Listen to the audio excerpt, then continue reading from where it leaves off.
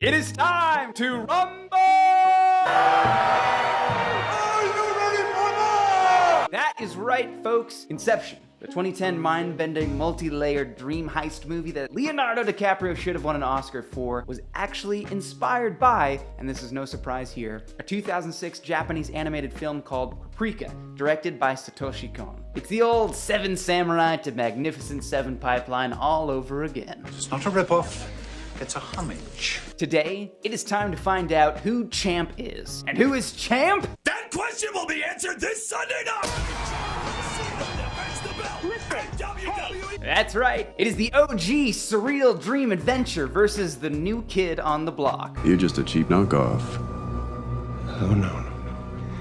I'm the upgrade. On a more serious note, I love both of these films, and I'm not here to trash one or the other, but I am very serious about judging the merits of each and laying down a declaration of who is the top dog. By the end of this video, the champion belt will go to one or the other. Obviously, you may not agree with my analysis, but have no fear. I will make sure you understand my views and what I believe is most important, so you can very precisely tell me why I'm an idiot in the comments.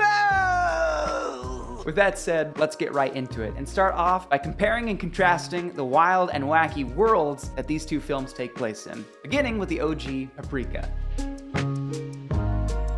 Paprika centers around an experimental device called a DC Mini, which allows users to connect their dreams. It's being tested by Dr. Chiba, a psychiatrist who helps clinical patients with dream therapy, assisted by department head Torotaro and the device's creator Tokita. But Chiba, unlike the rest, has a secret. She's got a mental alter ego named Paprika, a dream detective who illegally uses the device to help outside clients. Paprika is free-willed and a natural dream navigator, perfect for doing what Chiba can't. In this world, dreams function like real dreams. They're vibrant and illogical, elements that are helped along in a big way by the beautiful animation. But there are darker mechanics to the DC Mini as well. One, most obvious, being if you die in a dream, you die for real. Naturally, you can't go without that. But more interestingly, the interconnected dreams that the DC Mini creates are actually a natural ability of the human psyche that has been dormant. And as it awakens, users of the DC Mini are at risk of slipping into dreams without realizing it. In fact, as the users become stronger or a particular dream starts to reach a critical mass, they can even infect non-users. Oh geez. Mosquito. You and I aren't done yet! That is a wildly interesting concept, and it was extremely well played for coming right out of the gates. But now, along comes a contender. The world of Inception has its own lucid dream sharing technology. It doesn't have a particular name like the DC Mini, please note. And also, protagonist Cobb doesn't use it to help psychiatric clients. No, he extracts information from targets in dream heists. Any guy here, more than sex, if they had the choice of sex or this one other thing, would rather be part of a heist. As with most Nolan films, the approach to dreams is way more rational and rule-heavy, and I mean rule heavy. First off, there can be multiple layers of dreams, but your ability to control a host's dream gets more difficult as you go down. There's also time dilation. The lower the dream, the slower time passes. At the deepest level of dreaming, there's a sort of limbo where you can live forever because your experience of time is stretched to the max. And you can actually get stuck there by accident too. Normally, in the world of Inception, when you die in a dream, you wake up. But if you're under too much sedation or you're too many dreams down, you run the risk of being sent to the void like Dream Monopoly jail. Do not go. Do not collect $200. This can become a danger when going into the dreams of targets because their mind will protect them from invaders like you if they realize it's a dream, especially if they have some level of dream defense training. Experienced dreamers even protect themselves from this with totems, items that show if you're in a dream or not. Cobb's totem is a top that falls over in real life, naturally, but inside of a dream, it just keeps on going, like the Energizer Bunny. The power of the dark side. Still going. Anyway, I'm sure that top won't become important. Okay, and alright, what am I missing? Oh right, Inception. If instead of extracting information during a dream, you leave an idea, the inception of a thought, upon waking that idea will become a compulsion in the victim. So you see, both stories have shared lucid dreaming. Both involve some danger of getting stuck in a dream and consequences for dying, as well as dreams affecting the real world in some fashion. Inception just adds dream layers, time dilation between layers, lack of control as you go deeper, a time timeless void realm, totems that show if you're in a dream, dream defense, training, Inception, and of course, heists. You just want to be running down Main Street with an AK-47. Where's the van? So, yes, Inception added a lot, but complexity isn't necessarily quality, especially if it puts the story into knots. So let's take a look next at what plots are we dealing with. The inciting incident of Paprika is the pilfering of a few DC Mini prototypes. Someone inside of Dr. Chiba's building nicked them, and they've begun weaponizing dreams, which is causing victims to sleepwalk off of buildings. Good. Good. No, Bob, that's bad. What? Chiba and team, knowing that this leak could be disastrous for their DC Mini's bright future, promised the company chairman Inui that they're gonna find those lost prototypes and bring them back safe and sound. And this begins a mystery story where they track down leads where every turn could mean slipping into a dream without realizing it or getting caught in this virulent dream parade that's absorbing the minds of their colleagues. Eventually, even Chiba's alter ego Paprika struggles to navigate the exponentially increasing dream complexity, but together with Tokita, Torotaro, and one of Paprika's clients, actual detective Kanekawa, who's been using her assistance with a homicide investigation that he has some trauma attached to, they all might just have a chance. Now, the beauty for me is that you're never told when they're in a dream until things get surreal, which makes you as the viewer begin to start doubting every moment of supposed reality. It kind of makes for like this wonderfully uncomfortable feeling that I have always loved ever since that episode of Lost where Hurley had an imaginary friend that he thought was real. You're still at Santa Rosa, man. You never left the hospital. Not possible. Inception, on the other hand, follows a dream heist, naturally. I mean, that should have been expected. We want that guy on the computer who's like, give me a minute. I just need one more minute. Dude, I need one more minute to hack into the mainframe. And I want to get shot right here in the back of my leg. It stings, but it still makes me feel kind of cool. Where's the van? Alright, Dane Cook, that's enough. Cop is asked by a former victim of his dream extraction, a businessman named Saito, to convince potential rival Fisher to dissolve the massive conglomerate that Fisher is about to inherit from his father. This is a far more difficult task than taking information. You asked me for Inception. I do hope you understand the gravity of that request. It's Inception, and that requires getting Fisher to accept an idea. So to do that, Cobb and his associate Arthur assemble a crack team. Forger Eames, chemist Yusuf, and architect Ariadne. They brave Fisher's mind, but he's had dream defense training which causes complications, forcing them to go deeper and deeper. And to make matters worse, somewhere inside of Cobb's mind is a lingering sliver of his departed wife Mal, who always shows up in his dreams to sabotage him for some unknown reason.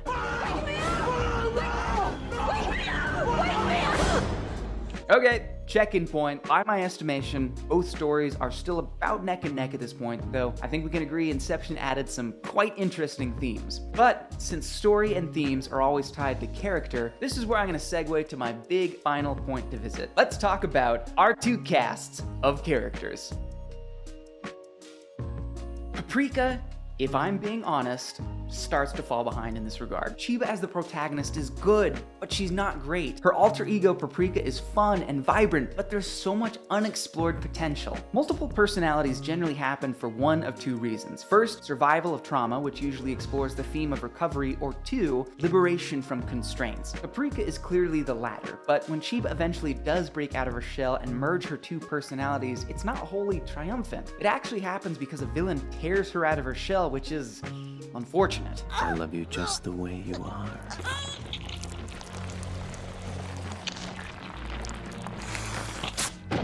She does end up beating the virulent dream parade as her full self, but I still never felt like I actually knew her, herself, as Dr. Chiba. Yes, she's a psychiatrist who cares about her patients, but why? What drives her? Where's her why scene? The answer is, she never gets one. We just know she's a good doctor who made the alias of Paprika because she wanted liberation. Honestly, Detective Kanekawa has far more interesting characterization. This is actually a big spoiler, so if you don't want to hear this before you watch the film, which is currently free on YouTube, but content warning, skip ahead to the timestamp.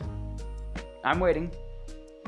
Alright, here come spoilers, ye be warned. Kanekawa's ongoing homicide investigation is actually a representation of his childhood. He grew up making detective films with his best friend. They planned to go to film school together, and his friend did enroll, but Kanekawa backed out and became a police officer instead. Later, that same friend got sick and died. Kanekawa internalized this awful feeling of guilt. In his mind, he killed his friend and let their shared dream die. He is the murderer in his nightmare homicide investigation. Konakawa's triumphant moment where he saves Chiba/Paprika comes as a result of facing his past and realizing that by becoming a detective, he actually honored his friend. He became the character they'd always dreamed of creating on the big screen, but in real life. And that's awesome! And then, apart from that, I do like Takita, the childish inventor who Chiba realizes that she loves. It's nice seeing a somewhat sympathetic plus-size character, but he also doesn't see much characterization or growth beyond that. And Torataro is just kind of there. But finally, the two villains. One just wants Chiba, and the other wants to become a dream god. They're beaten, the end. It's pretty average villain stuff. So with that, let's look at Inception for comparison. Right off the bat, I love DiCaprio's Cobb, who I have a sneaking suspicion Nolan based on Konakawa. Cobb and his wife Mal were avid dreamers, addicts, frankly. Cobb decided to leave the shared limbo that they'd created for their kids, but she remained stuck inside of the fantasy. In desperation, Cobb used Inception before he fully realized what it would do to convince Mal that she was inside of a dream and needed to die to wake up from the void, which did work, until his idea stuck in the real world. She jumped off of a building to wake up and framed him for murder, so hopefully he would be forced to join her. Instead, Cobb ran, and he's been trying to get back to the US and finally see his kids again. But all the while, a dream figment of Mal is stuck inside of his head, sabotaging his operations at every turn. See, like Konakawa, Cobb has got two people in his mind, and the whole situation deals with a theme of lingering guilt. That, alongside being motivated by his kids, makes for a powerful cocktail of motivation. It's why so many viewers were desperate to know if the ending was a dream or not. When Cobb spins his top and then walks away to see his kids, it's a bittersweet admission that he's so desperate to see them, he doesn't even care if it's a dream anymore. But yeah, we all get it by now. We hear the top fall after the credits, so it was real. Mystery solved. Moving on. Apart from Cobb, the flip side of the coin, the villain of the story, is really strong. He's a perfect foil for DiCaprio. Fisher is guided in the end to the big realization that will get him to break up his company, and that realization is his father wouldn't have been disappointed if he let the conglomerate split. As it turns out, Fisher was the victim of guilt as well, just like Cobb. And there's a wonderful beauty to the fact that Cobb hates Inception because it killed Mal, but in Fisher's case, the obsession that they put into his mind actually grants him freedom from that awful responsibility to uphold his father's legacy. It is a heart-wrenching, full-circle moment. Everyone wins, and it drives home the theme that releasing the pain of the past means freedom for the future. And with that, we arrive at our final destination. I'm pretty sure by my analysis that you already know my conclusion, but let me say this. Paprika is perfect. It's the original. It's the trailblazer. And with all of Inception's incredible set design and groundbreaking live-action filming techniques, it couldn't even get close to touching director Satoshi Kon's awesome art direction. The animation that captured the insanity of dreams is absolute cinema. But overall, Paprika walked so that Inception could run. Nolan took the concept deeper. He made dream rules more concrete and complex, but at the same time, he also managed to use those additions logically without ever breaking stride in his amazing character work, which resulted in a story that isn't simply mind-bending, it's genuinely moving. And with that, the title of champion goes to Inception by Christopher Nolan.